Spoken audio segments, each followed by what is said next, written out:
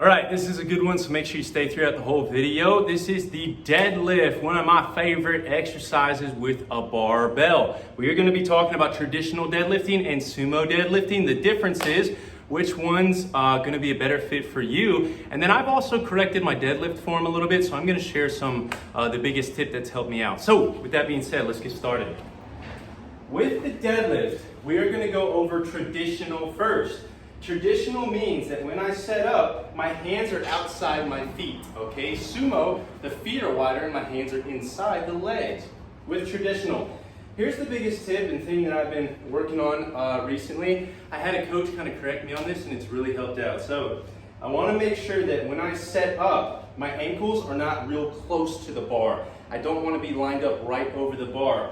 I wanna scoot my feet back where the ends of your shoelaces are over the bar, or right under the bar, okay? The ends of your shoelaces, or if you're not wearing shoes, where the toes meet the feet. That is what you want the barbell right over. So the reason we do that is because that gives me a little bit of space to wedge my legs in. You see I can wedge in here, and that means that I'm gonna be able to push with my legs first, and if I was real close with the barbell here, I'm really just kind of like hip hinging and kind of pulling up with my low back. So give yourself a little bit of space, okay? Now from here, I get my mind right. I take a big breath in as I come down. I wedge in, get everything tight, pinch the shoulder blades back together, exhale. Push with the legs first.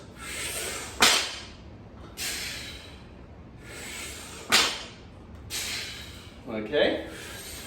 Notice how everything is in a line and I'm moving smoothly. If you are bracing your core properly using your TVA, your transverse abdominis, you shouldn't feel this too much on your low back. Okay, of course, you may have some previous injuries, some muscle strains, some muscle viruses, or certain muscles that need to be stretched before you perform deadlifts, but make sure you're keeping the brace on your core. If your ass is arched out way far like this, and you're trying to deadlift, you're gonna put a lot of strain on that low back. So rotate the pelvis in, tuck the pelvis under, brace the core, and come up as a unit. Come up as one thing. All right?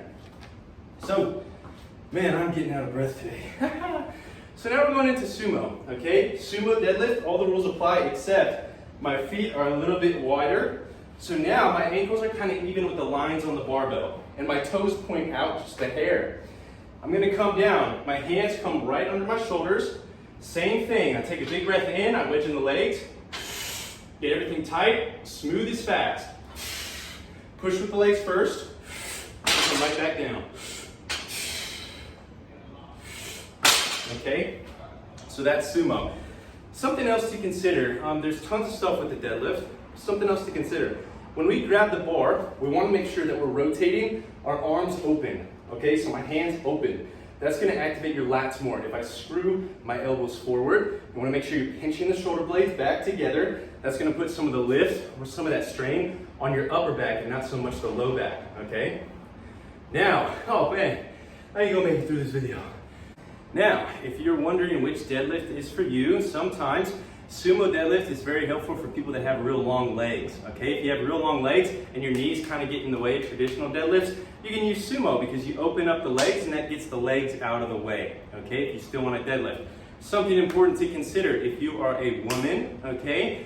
With my lady friends out there, when it is your time of the month, your pelvis can actually destabilize, okay? Your SI joint specifically. So the pelvis kind of destabilizes, and the thing with sumo is that because the legs are open at this kind of 45-degree angle, it force closes that SI joint. So it can help promote and train more stability within that sacroiliac joint, okay, the S1 joint.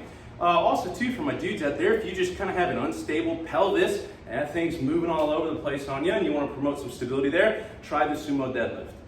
Hey, what's going on? It's Drew from Elevate Holistic Health Services. Thank you so much for watching that video. If you like that video, you ought to know that I am making training programs for people all the time. So let me elevate your current training program, or maybe you're new to the gym and you're just getting started. I make programs to meet people right where they're at. So if you are interested, you want to learn more, some of those details, click the description box below this video. My email is in there, so you can send me an email inquiry about working together. I'd love to work with you. I'll see you on the inside.